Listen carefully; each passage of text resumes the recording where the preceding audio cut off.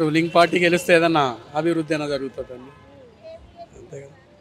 మరి రూలింగ్ పార్టీలో దాదాపు 20 నెలల నుంచి రేవంత్ రెడ్డి ఉన్నారు. మరి 20 నెలల రేవంత్ రెడ్డి పరిపాలన ఎలా ఉంది? 10 సంవత్సరాల కేసీఆర్ పరిపాలన ఎలా ఉంది? కేసీఆర్ పాలన కంటే 100% బెటర్. ఇదేం స్కాములు లేవు కదా.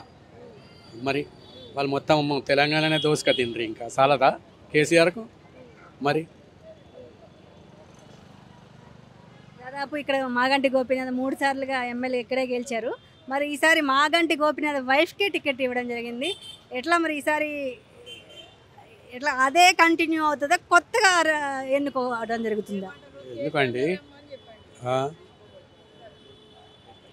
ఆయనకున్న టాలెంట్ ఈమెకు లేదు కదా, ఈమె ఏం చేయలేదు కదా, వేస్ట్గా ఎందుకు? ఏ పార్టీ గెలుస్తుందనే దానికన్నా ఎవరు ఏం చేస్తుండ్రు అనేది. ఇప్పుడున్న ప్రజాస్వామ్యంలో ఇప్పుడున్న రాజకీయం ఉచితాల మీద నడుస్తుంది. ఉచితాలు అనేది అంత శ్రేయస్కరం కాదు, దేశానికి హానికరం. కాబట్టి అది లేకుండా అంటే విద్యావంతులు కానీ తెలివి కలవారు కానీ ఎవరైనా అర్థం చేసుకుంటే అది లేకుండా ఓటేస్తే బెటర్. కాబట్టి ప్రతి ఒక్కరు దానికే ఆకర్షితమై దానికే వేస్తున్నారు. దేశ ఆర్థిక పరిస్థితి పూర్వ దిగజారిపోతుంది. అది రాకుండా ఉండాలని నేను కోరుకుంటున్నాను. జూబ్లీస్ కాన్స్టిట్యున్సీలో బోరబండ అనేది చాలా పెద్ద కాన్స్టిట్యున్సీ. అసలు బోరబండలో ఏంటి సార్ మెయిన్ ప్రాబ్లమ్స్ ఏంటి? బోరబండలో ఉన్న ప్రాబ్లమ్స్ ఏంటి, గుడ్నెస్ ఏంటి?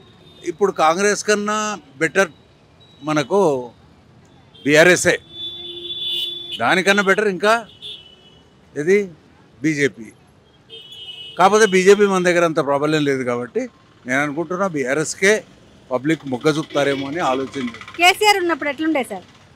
కేసీఆర్ ఉన్నప్పుడు పర్వాలేదు, కొద్దిగా బెటర్ దెన్ కాంగ్రెస్. బాగుంది అని కాదు, బెటర్ దెన్ కాంగ్రెస్. అది మాత్రం రేవంత్ రెడ్డి వచ్చాక దాదాపు 6 స్కీములు తీసుకురావడం జరిగింది. రేవంత్ రెడ్డి వచ్చాక 6 స్కీములు తీసుకురావడం జరిగింది. ఎట్లా ఒక్కటన్నా నెరవేర్చాడా చెప్పండి? మీకు కనపడుతుందిగా ఒక్కటన్నా, ఒక్క ఫ్రీ బస్ తప్ప ఏది నెరవేర్చలే. ఆ ఫ్రీ బస్సులో కూడా డబ్బులు ఇచ్చిన మగవాళ్ళు నిలబడిపోతున్నారు, ఫ్రీగా పోయి ఆడవాళ్ళు కూర్చుంటున్నారు. ఆడవాళ్ళు కూడా తిట్టుకుంటున్నారు, మేము అడిగామా ఈ ఫ్రీ బస్ అని. అలాంటి స్కీములు వద్దండి, ప్రజలకు ఉపయోగపడే స్కీములు పెట్టండి. ఇప్పుడు ఏం చేశారు? స్కూల్ ఫీ బస్ పాసులను పెంచేశారు, మెట్రో డిలక్స్ బస్సుల రేట్స్ అని పెంచేశారు. లాభమే ఉంది నువ్వు ఫ్రీ బస్ పెట్టి?